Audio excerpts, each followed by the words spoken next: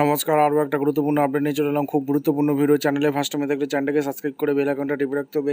Latest গুরুত্বপূর্ণ update পাওয়ার জন্য step two step আজকের আপডেটটি আপনাদের সামনে তুলে ধরছি।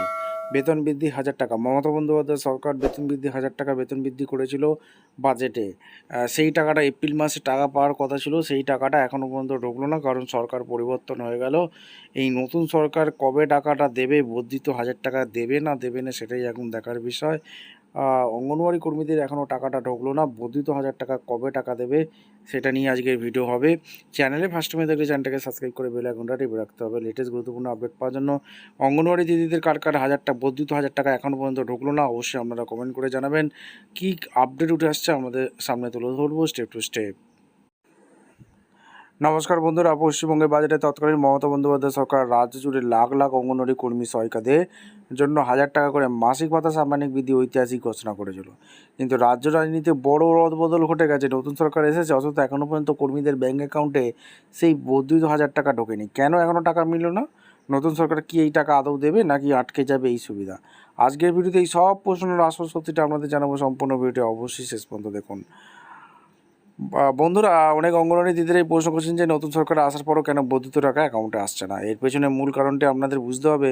তৎকালীন রাজ্য সরকারের অর্থমন্ত্রী চন্দ্রিমা ভট্টাচার্য যখন বাজেট পেশ করেছিলেন, তখন পরিষ্কার জানানো হয়েছিল যে অঙ্গনওয়াড়ি কর্মী সরকারের এই বর্ধিত 1000 টাকা 2026 সালে এপ্রিল মাস থেকে কার্যকর হবে। যেহেতু এপ্রিল মাসে বা তার ঠিক পরপরই রাজ্য নির্বাচন এবং সরকার গঠনের প্রক্রিয়া চলছে, তাই প্রশাসনিক কাজে স্বাভাবিক নিয়মে এই টাকা সারার প্রক্রিয়াতে কিছুটা সময় লাগছে। যে কোনো নতুন সরকার আসার পর পূর্ববর্তী সরকারের বাজেট ঘোষণা খতিয়ে দেখে তা কার্যকর করতে সামান্য প্রশাসনিক বিলম্ব হওয়া অত্যন্ত স্বাভাবিক।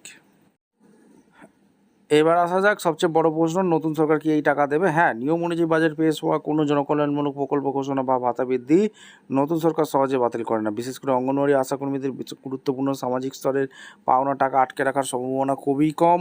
প্রশাসনিক সূত্র মারফত যা খবর মিলছে, নতুন সরকারের ক্যাবিনেট মিটিং এবং অর্থ দপ্তরের ফাইল ক্লিয়ারেন্স সম্পন্ন হলে এই টাকা দেওয়া শুরু করবে।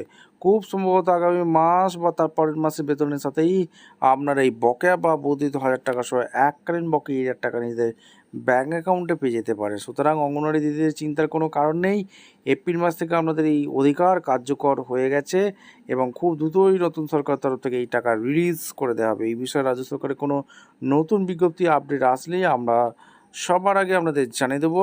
আপনারা কি এপ্রিল মে মাসের বেতন বা সাম্মানিক হাতে পেয়েছেন? আপনাদের অ্যাকাউন্টে কত টাকা ঢুকেছে তার নিচে কমেন্ট করে অবশ্যই জানান। এই যে বর্ধিত 1000 টাকা যে এপ্রিল মাসে ঢোকার কথা ছিল, সেটা মে মাস হতে চললো, টাকাটা কি পেয়েছেন? অবশ্যই আমাদের কমেন্ট করে জানাবেন। ভিডিওটি ভালো লাগলে লাইক করুন এবং সমস্ত অঙ্গনওয়াড়ি কর্মীদের সাথে প্রচুর শেয়ার করুন। এইরকম গুরুত্বপূর্ণ আপডেট নিয়মিত পেতে আমাদের চ্যানেলটাকে সাবস্ক্রাইব করে বেল আইকনটা টিপে রাখুন। ধন্যবাদ।